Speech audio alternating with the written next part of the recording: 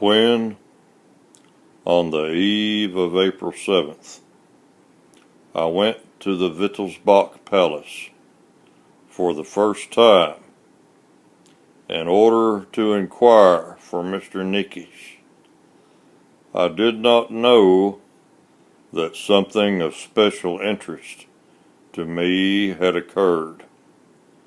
Nikisch told me that he had proposed me for the position of Minister of Finance. Naturally, I accepted the appointment. He informed me at the same time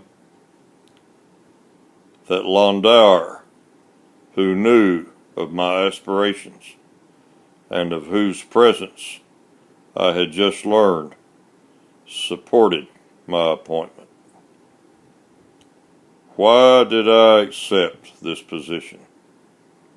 Did I desire the job?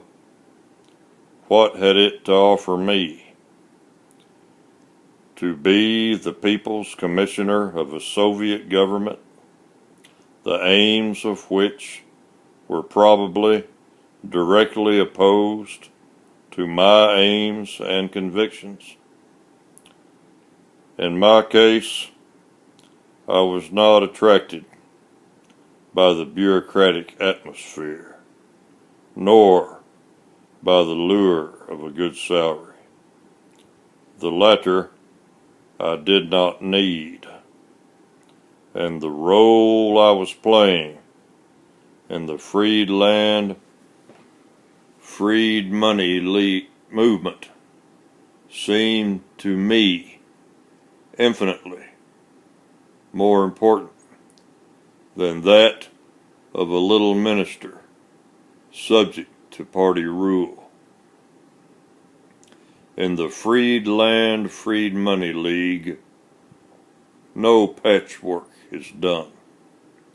There they work on the ground walls of the most important work of all times, and all of us who work there are fully aware of it. The finance minister of Bavaria is but a small man compared with the lowest mason on our freed land and freed money edifice. A mixture of many impulses caused me to accept. I had been nominated provisionally, and as a temporary task, I considered my office. Firstly, I had to do more important things, and then it did not appear clear to me in what direction the government would now be moved by the so-called sovereign masses. However, I felt strong enough, if they would let me work, to set up in a short time and in a comprehensive way a plan for the reconstruction of the Bavarian finances and to create a model for all German federal states as well as the federal government. Important tasks had to be discharged. It was no longer possible to finance by such worn-out devices as cigarette taxes. Expenses had increased 20-fold. The currency system was completely ruined. All the prices of the products had been torn from their natural range by the blockade and the policy of price fixation. For the Entente, there had to be found foreign valuta, foreign bills, many billions, and without compensation.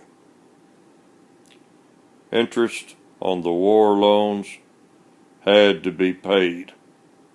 The interest rate was rising, and a further rise was to be expected.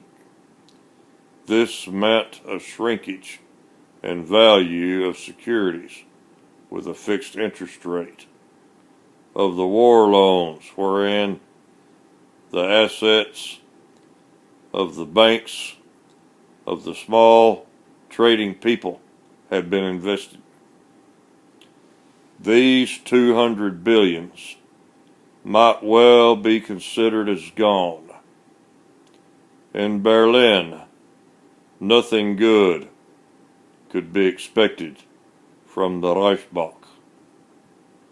There they still lived in the gold illusion, which is supported by the money magnates. There they had learned nothing from the experiences of these years. Their policy, based on the gold standard illusion, involved deflation of the flood of paper money and a gradual fall in commodity prices. This policy, on which Hovenstein is still priding himself, is still unquestioned by the average businessman. But this deflation means, in my opinion, economic distress, economic glacial period, the downfall of us all. This must be fought against as we would fight a pestilence. In short, there was much work to be done, but with all these problems I felt at home. For 30 years, I had subjected these problems to thorough investigation. I knew that I could successfully direct the economic structure of Bavaria if I were given authority to do it, with pains and much labor, of course. But I would have maintained the ability to pay, put the economic system under full steam, and kept it there.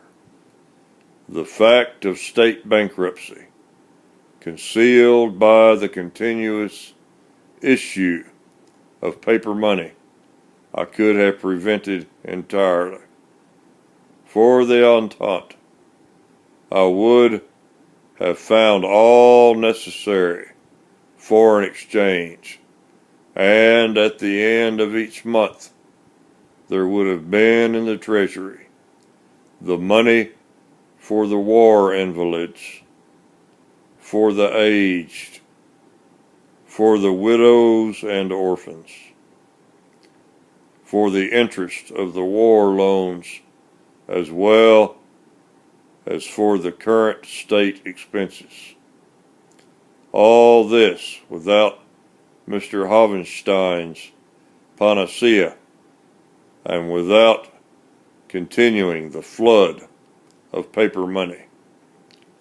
I would have withdrawn and burnt the surplus money bills resulting from the stabilized currency. I would have brought to an end the usury at the stock exchange, killed this giant parasite, and prevented the further fluctuations of the war loans. True, I was no Bavarian, but wasn't this a special advantage for a minister of finance?